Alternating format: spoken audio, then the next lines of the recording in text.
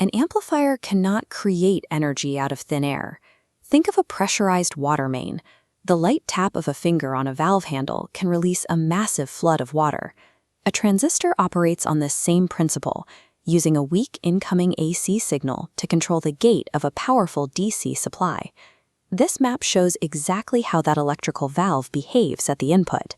As we increase the base emitter voltage on the x-axis, the base current on the y-axis curves upward, mimicking a standard diode. To see the amplification, we shift to the output characteristics. By plotting the collector emitter voltage against the collector current, we see a family of horizontal lines. Each line represents the output current produced by a specific level of input base current. We draw a diagonal DC load line across these curves to establish the structural limits of the circuit.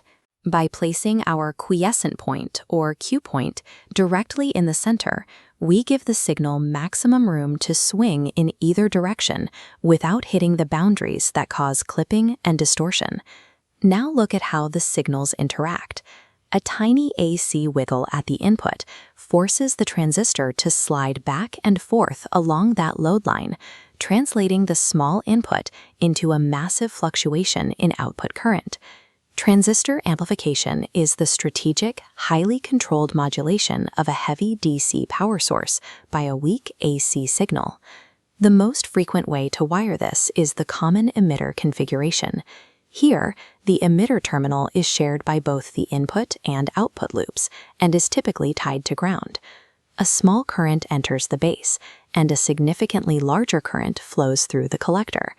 In electronics, gain is simply the output divided by the input. The common emitter is the standard workhorse because it provides both high current gain and high voltage gain simultaneously. This setup introduces phase inversion.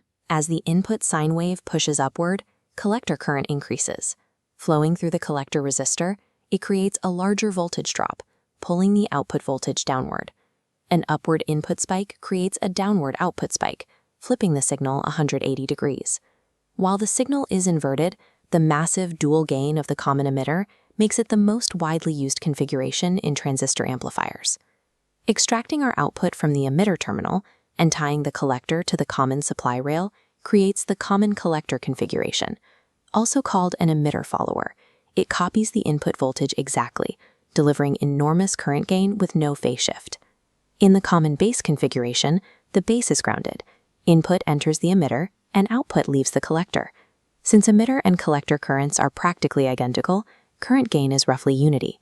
It compensates with high voltage gain and zero phase shift.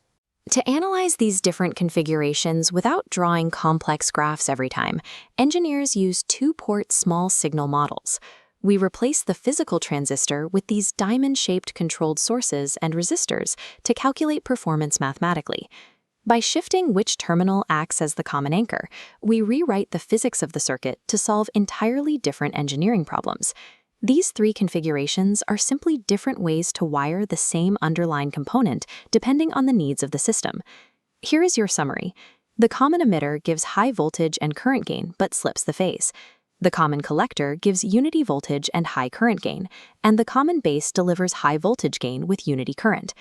Circuit design is about selecting the right configuration for the right job. Take a screenshot of this table. It is the foundation for calculating exact values using the hybrid H-parameter model in our next lesson.